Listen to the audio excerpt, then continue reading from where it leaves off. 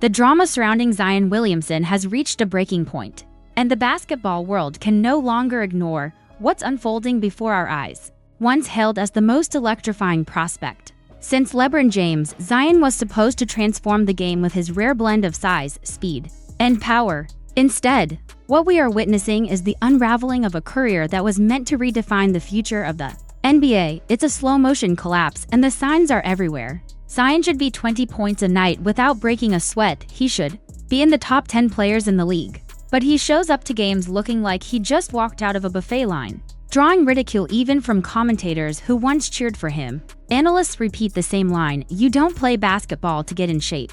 You get in shape to play basketball, and Zion hasn't seemed to grasp that truth. He insists he's fine physically, but his body tells a different story: hamstring pulls, foot injuries, knee troubles. It's an endless carousel of setbacks that all trace back to one undeniable issue: his weight. When he's on the court, his bursts of dominance are overshadowed by moments where he's outworked, outmaneuvered, and even mocked. Anthony Edwards toyed with him in Minnesota like a predator circling injured prey. Brook Lopez, nearly a decade and a half older, swatted his shots with ease, making him look like he didn't belong. Even role players are treating Zion like a punchline, taking liberties with his name on social media, poking at his conditioning with thinly veiled subtweets and cryptic emoji.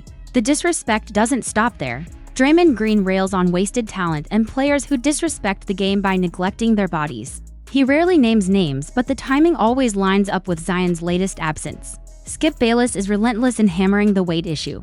Charles Barkley and Shaquille O'Neal, who both know the brutal reality of carrying extra pounds in this league, have reached the point of silence. Even Shaq, who once crowned Zion Baby Shaq, has stopped defending him altogether. And Zion knows it. He admits publicly that discipline is hard, that when you're young, you think you're invincible, that the advice of those who tried to guide him feels like wisdom he ignored.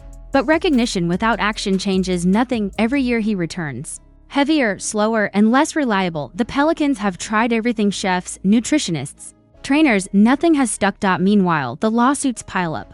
A technology company sues him for millions over unfulfilled promotional deals. A former agent exposes ugly splits. Off-court drama with Mariah Mills erupts into public threats and leaked accusations. These distractions only deepen the sense that Zion's life is spiraling off the court just as fast as it is on it.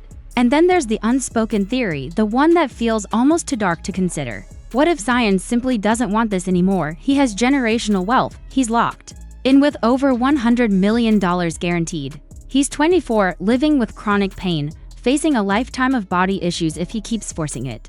Why keep putting himself through it when he can coast, collect checks, and walk away with his future secured? It's a question that becomes harder to dismiss as his absences grow, as his urgency dwindles, as his body continues to break down. For the Pelicans, the nightmare is real. They're stuck with a max contract superstar who doesn't play, doesn't trade, and doesn't inspire.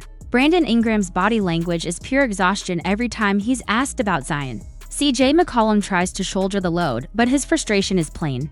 The fans, they've gone from hopeful to furious to indifferent. Nothing is worse than apathy. And in New Orleans, the apathy is thick. Once upon a time, Zion's trade value was untouchable. Every team in the league would have moved mountains for him. Today, the Pelicans can't even get serious offers. His contract isn't just bad, it's untradeable. No GM wants the risk, no owner wants the headache. Rumors circulate that he eats his way through the best restaurants in New Orleans, that even local chefs joke about him clearing tables with his appetite. It's cruel, but it's also telling. His reputation has eroded beyond repair, and this isn't Greg Oden, this isn't Sam Bowie. Those players fought, tried, and were simply betrayed by their bodies.